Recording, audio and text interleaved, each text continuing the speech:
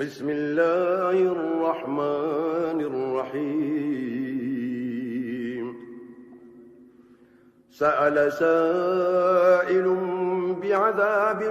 واقع للكافرين ليس له دافع من الله ذي المعارج تعرج الملائكة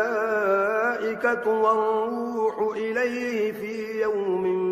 كان مقداره 50,000 سنة فاصبر صبرا جميلا إنهم يرونه بعيدا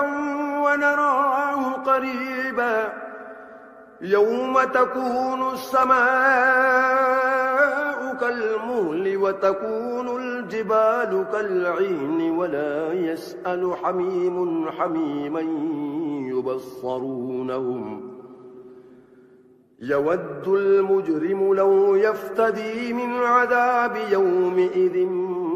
ببنيه وصاحبته وأخيه وفصيلته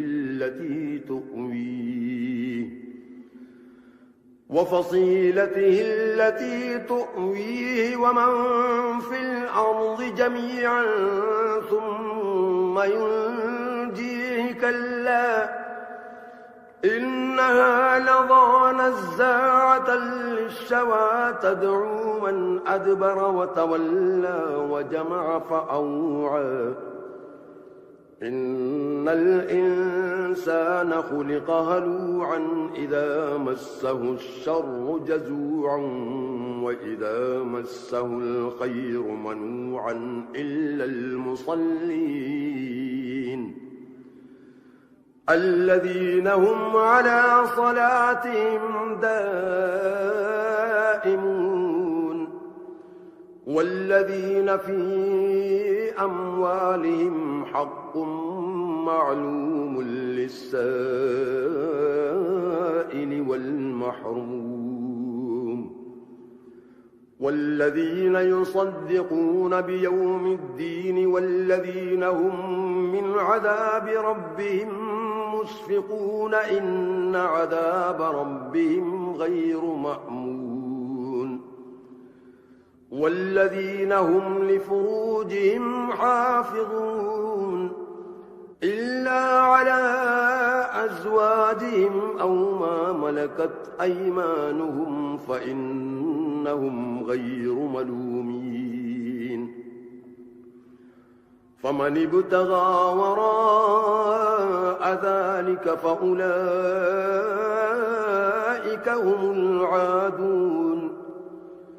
والذين هم لأماناتهم وعهدهم راعون والذين هم بشهاداتهم قائمون والذين هم على صلاتهم يحافظون أولئك في جنات مكرمون فما للذين كفروا قبلك مهطعين عن اليمين وعن الشمال عزين أيطمع كل امرئ منهم أن يدخل جنة نعيم كلا إنا خلقناهم مما يعلمون فلا أقسم برب المشارق والمغارب إنا لقادرون على أن نبدل خيرا منهم وما نحن بمسبوقين فذرهم يخوضوا ويلعبوا حتى يلاقوا يومهم الذي يوعدون يوم يخرجون من الأجداث سراعا كأنهم إلى نصب يوفضون خاشعة أبصارهم ترهقهم ذلة ذلك اليوم الذي كانوا يوعدون